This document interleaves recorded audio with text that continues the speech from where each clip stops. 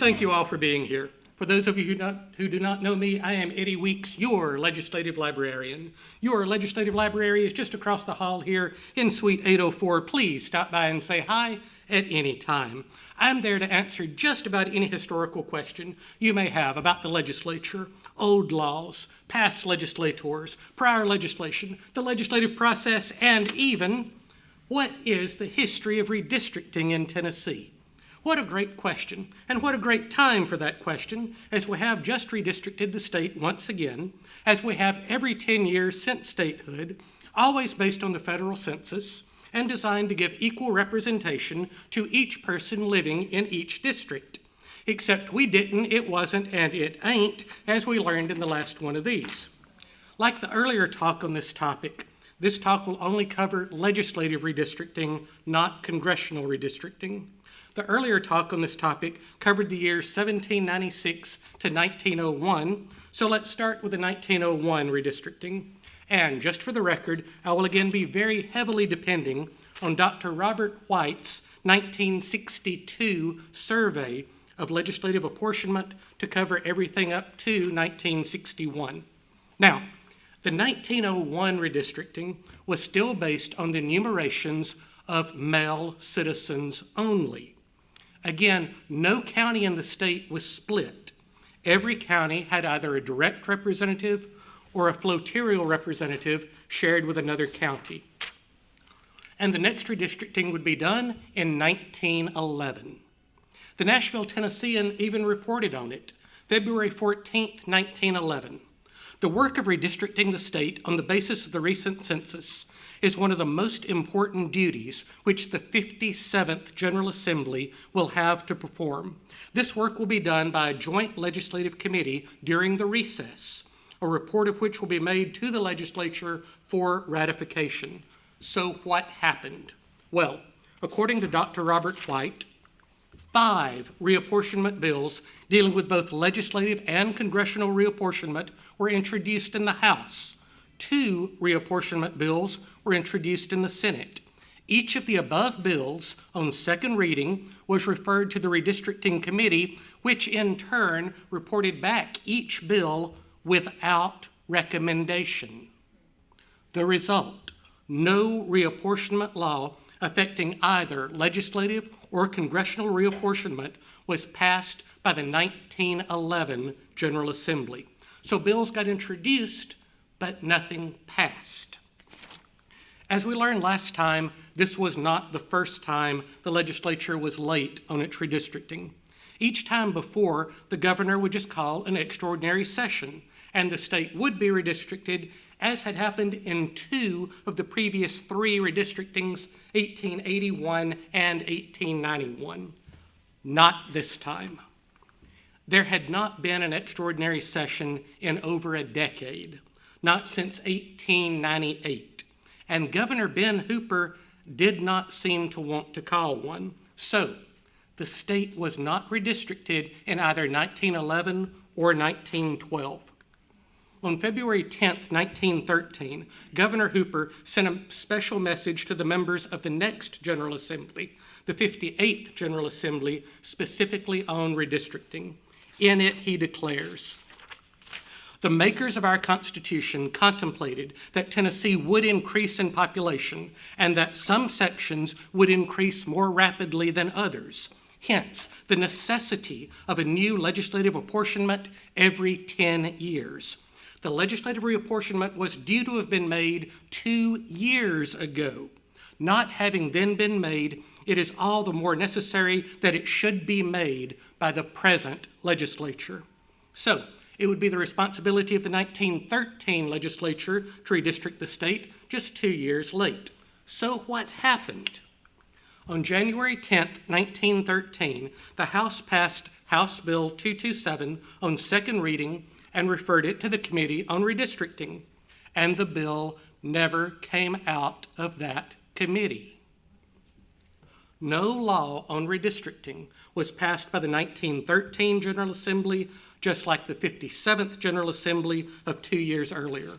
What about an extraordinary session? Governor Ben Hooper now called 2 extraordinary sessions in 1913. One of them opened up over 200 subjects for the legislature to consider, but neither one opened redistricting as a subject. On January 6, 1915, outgoing Governor Ben Hooper sent his final message to the next General Assembly, the 59th General Assembly. In it, he said, "Under the present apportionment, there are many counties that are deprived of the just and equal representation in the General Assembly guaranteed them by the Constitution. Shall these counties be penalized for their progress? Shall they be denied their constitutional right to representation in the lawmaking branch of our government? Shall the progressive men and taxpayers be deprived of the commonest rights of citizenship?" And the General Assembly responded. On May 4th, 1915, 10 days before adjournment sine die, Senate Bill 1106 was introduced to apportion counties into representative and senatorial districts, and the bill was held on the clerk's desk and never lifted from the desk. On to the next General Assembly, 1917, and the next, 1919. Dr. Robert White reports, in the 1917 session of the legislature, without any recommendation from the incumbent governor, Tom C. Rye, a legislative apportionment bill was introduced in the Senate. The bill was referred to the Judiciary Committee and failed to be recommended for passage. In the 1919 legislative session, neither the governor nor the General Assembly gave any attention to legislative apportionment. The General Assembly had now not redistricted itself in a decade, and then came 1920. In that building, in August 1920, women throughout the United States gained the right to vote, beginning with the November 1920 presidential election. The voting population of this state doubled overnight. And in 1921, the 62nd General Assembly of the state of Tennessee did not pass a redistricting act. Dr. White reports, in the 1921 session, which normally was a reapportionment year, 3 reapportionment bills were introduced in the House. All 3 bills were passed on second reading and referred to the Redistricting Committee. So far as the official record discloses, this was the last ever heard of these bills. No extraordinary session in 21 or 22, on to 23 and beyond. Dr. White reports, no reapportionment bill was introduced in either house of the General Assembly in 1923. 1925, ditto. 1927, House Bill 778 to redistrict Tennessee, passed second reading and was referred to the Redistricting Committee. The committee then recommended the bill for rejection. 1929, nothing passed. 1931, a bill on legislative reapportionment. The bill was referred to the Judiciary Committee, and no further notice of the bill appears.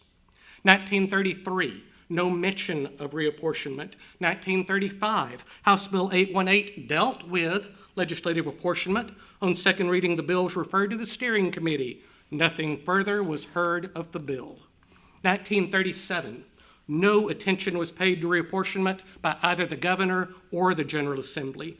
1937, there were 2 extraordinary sessions. Neither one dealt with reapportionment. 1939, ditto. Dr. Robert White had a hell of a way with words, y'all. 1941, redistricting again required, but no bill to provide for legislative apportionment was introduced in either house of the General Assembly during this session.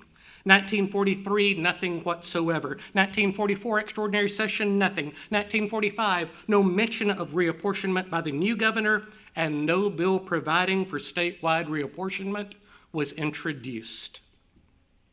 1947, nothing. 1949, ditto. 1951, redistricting again required. 5 reapportionment bills introduced, but no bill passed. In 1953, the governor makes no mention of legislative reapportionment. 6 bills gets introduced, none passed. Or as Dr. White put it, all 6 went down the drain. And then came 1955, the 79th General Assembly of the state of Tennessee. Dr. Robert White reports, in a message embracing 74 printed pages in the official legislative journals, Governor Frank G. Clement made this comment on reapportionment. Our Constitution provides that the state shall be redistricted for the purpose of determining proper representation every 10 years.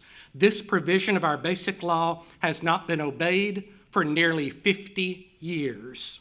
It is my recommendation that there be appointed a special joint committee to study the problem of reapportionment, its inequalities, and its ramification. This special committee to be instructed to report back to the next assembly its findings and recommended course of action. I urge that you give this matter your serious consideration. And the General Assembly gave it serious consideration by introducing 2 House bills. One was withdrawn and the other was rejected on second reading. 1957. Governor Clement tried again with the 80th General Assembly, mentioning the lack of reapportionment in his message of January 16th. I feel it my duty to renew my recommendation of 2 years ago that you either reapportion on a fair basis or at least that you authorize a study of the problem by the Legislative Council. Continuance of the ostrich routine could eventually lead us into the outrageously costly and acrimonious struggles which have disrupted the fabric of government in some of our sister states.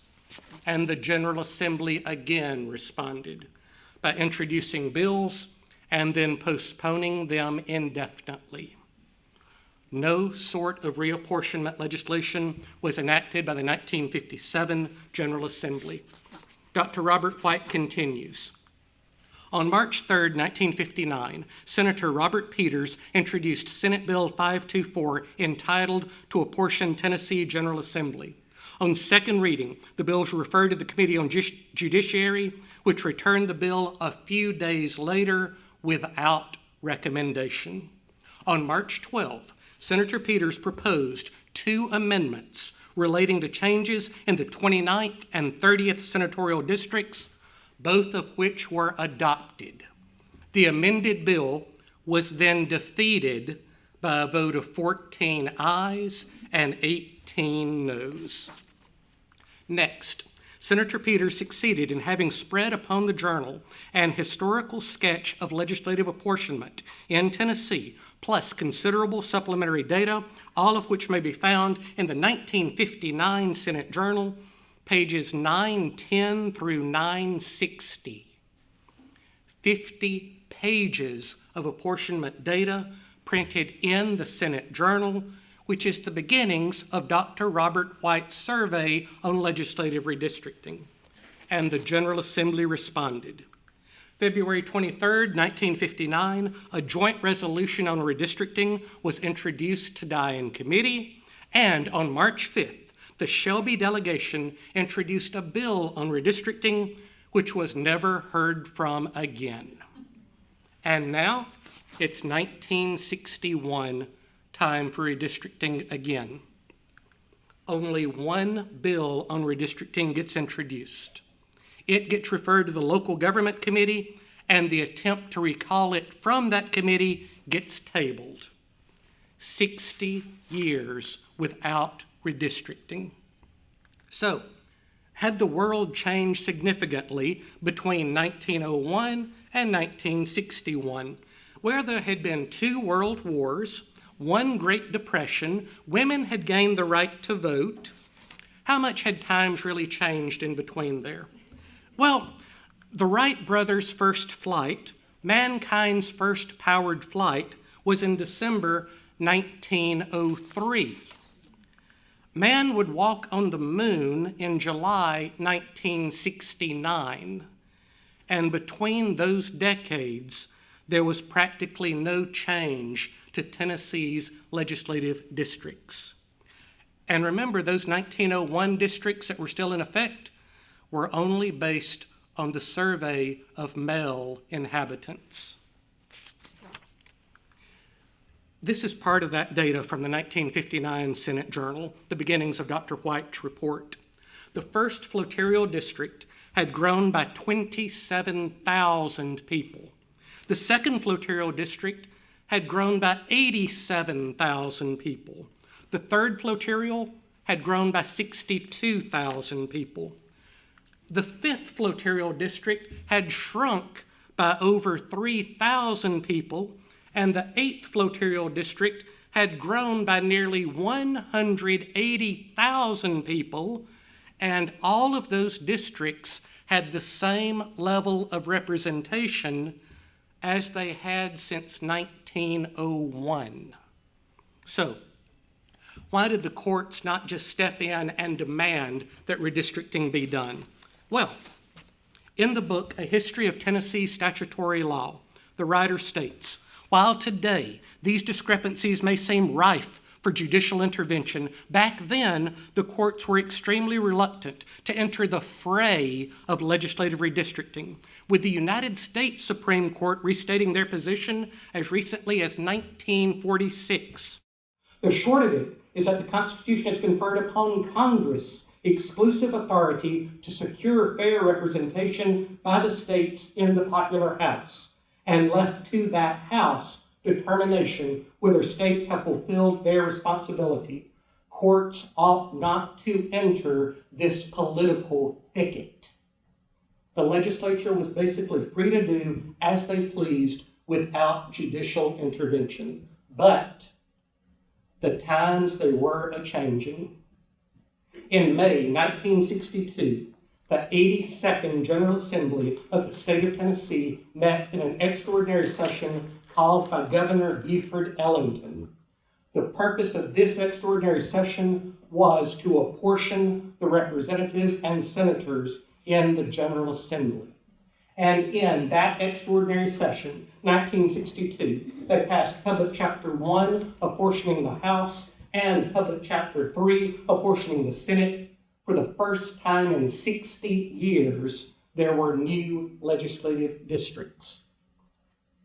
Also in 1962, there was a study of redistricting in Tennessee. This study was done by the Legislative Council Committee. The Council Committee held meetings throughout the state, interviewing citizens and legislators, and gained some excellent ideas as to how to solve the problem of redistricting. Representative Harold Romney recommended that the state constitution be amended to provide for a House of Representatives of 95 members, with each county of the state getting exactly one representative. Problem solved. This report, though, is amazing. It has what seems to be hand-drawn maps of the districts. Again, no county is split. Every district, House or Senate, exactly follows the county lines. This was 1962.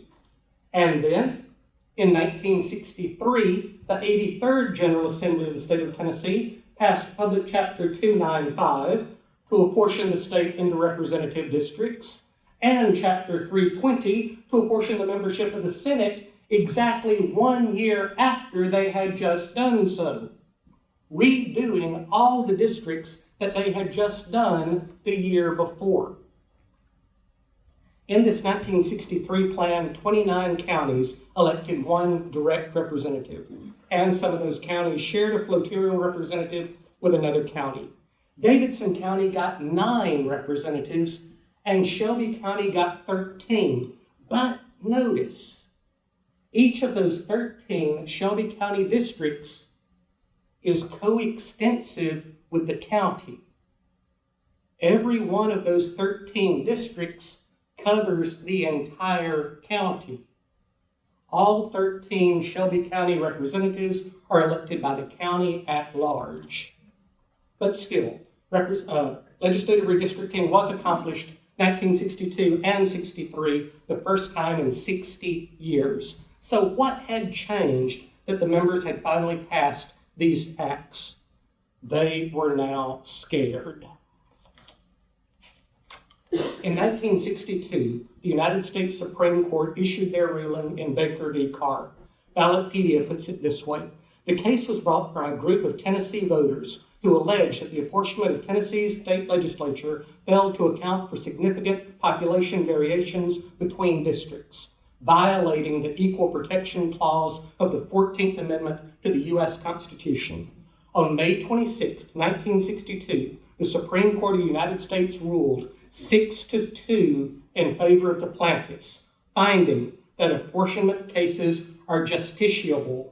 That is, that federal courts have the right to intervene in such cases.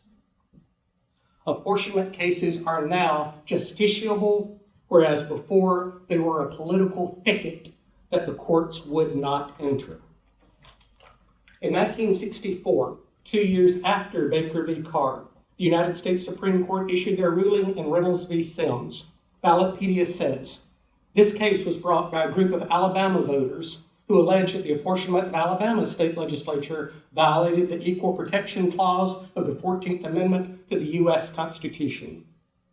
On June 5, 1964, the High Court ruled 8-1 in favor of the plaintiffs, finding that the United States Constitution requires no less than substantially equal state legislative representation for all citizens. Substantially equal state legislative representation, or as it's better known today, one person, one vote. And it's now the law of the land. And those redistricting acts they passed in 1962 and 1963 are now blatantly unconstitutional. In 1965, 9 redistricting bills were introduced, but none passed. But something else happened in 1965. There was a limited constitutional convention, and it proposed amending Article 2, Section 4 of the Tennessee Constitution. This language had stood unchanged since 1870 and simply read, an enumeration of the qualified voters and an apportionment of the representatives in the General Assembly shall be made in the year 1871 and within every subsequent term of 10 years. And was amended to read, the apportionment of senators and representatives shall be substantially according to population. After each decennial census made by the Bureau of Census of the United States is available, the General Assembly shall establish senatorial and representative districts. Nothing in this section, nor in this Article 2, shall deny to the General Assembly the right at any time to apportion one house of the General Assembly using geography, political subdivision, substantially equal population, and other criteria as factors, provided such apportionment, when effective, shall comply with the Constitution of the United States as been amended or authoritatively interpreted. So now, redistricting is to be based specifically on the federal census, and the districts are to have substantially equal population. It was also at this time, 1967, that the General Assembly began meeting every year instead of only every other year. In 1967, the 85th General Assembly, over 15 bills on legislative apportionment were introduced. One passed, which changed parts of 2 districts inside Knox County only.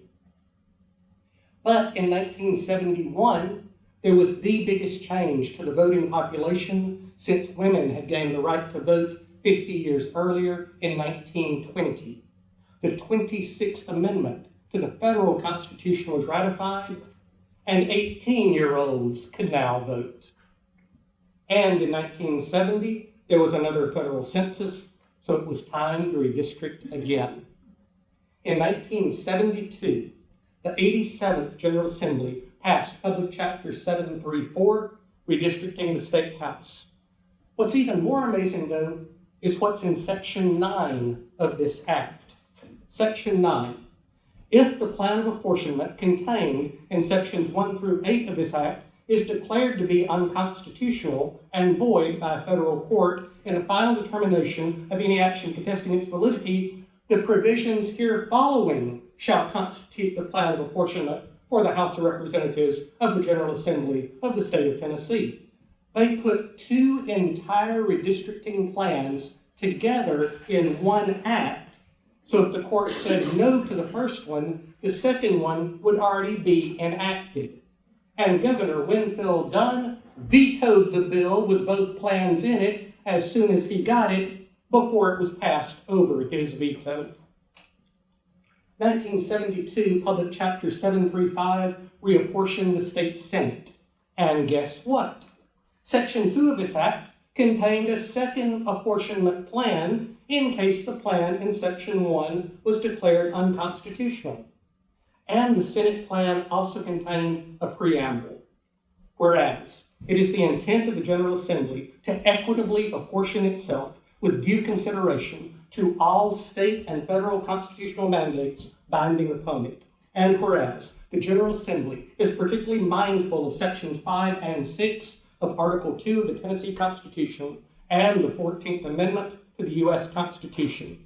And whereas the General Assembly of the state of Tennessee is aware of the possibility that such a conflict between the state and federal constitutions may be declared in a final adjudication of any future legislative apportionment contest. And whereas the General Assembly of the state of Tennessee wishes to enact alternative legislative reapportionment plans in order to provide for all contingencies which may arise from such final adjudication. But what contingency happened that they were not expecting? All four reapportionment plans, both House plans and both Senate plans, were declared unconstitutional. So, 1973, Public Chapter 161 again redistricted the House, and 1973, Public Chapter 403 again redistricted the Senate. Do you think they were done?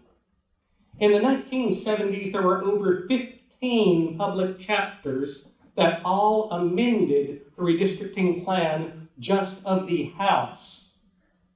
There was more redistricting in the 1970s than between 1901 and 1970, and then came the 1980 federal census. On April 29, 1982, Governor Lamar Alexander signed into law the bill redistricting the House. And less than a month later, he signed into law the act amending the House Redistricting Act. 1982, Public Chapter 909 redistricted the Senate. And 1 month later, 1982, Public Chapter 944 amended the act redistricting the Senate. Do you think they were done? 9 public chapters all amended the redistricting plan in the 1980s, including twice in 1988 and again in 1989, the year before the 1990 census and the next redistricting. 1992, Public Chapter 826 redistricted the Senate, and 1992, Public Chapter 836 redistricted the House. And then, 1994, Public Chapter 536 deleted and replaced all the language from the House Redistricting Act, re-redistricting the House just 2 years after they had just done so. But forget about not splitting counties. They're now using census tract and block numbers to set the exact boundaries of each district. And then came the 2000 census. 2002, Public Chapter 466 redistricted the Senate, and 2002, Public Chapter 468 redistricted the House. And these two acts stood unchanged and unamended all the way through the 2010 census. 2012, Public Chapter 511 redistricted the House, and 2012, Public Chapter 514 redistricted the Senate. And those two acts stood unchanged and unamended through the 2020 federal census. And 2022, Public Chapter 596 redistricted the Senate, and 2022, Public Chapter 598 redistricted the House. And so, once again, both houses of the Tennessee General Assembly have once again been redistricted. And for now, the time of redistricting is over until it's time to redistrict again. And ladies and gentlemen, that's all of my time. Thank you for your time.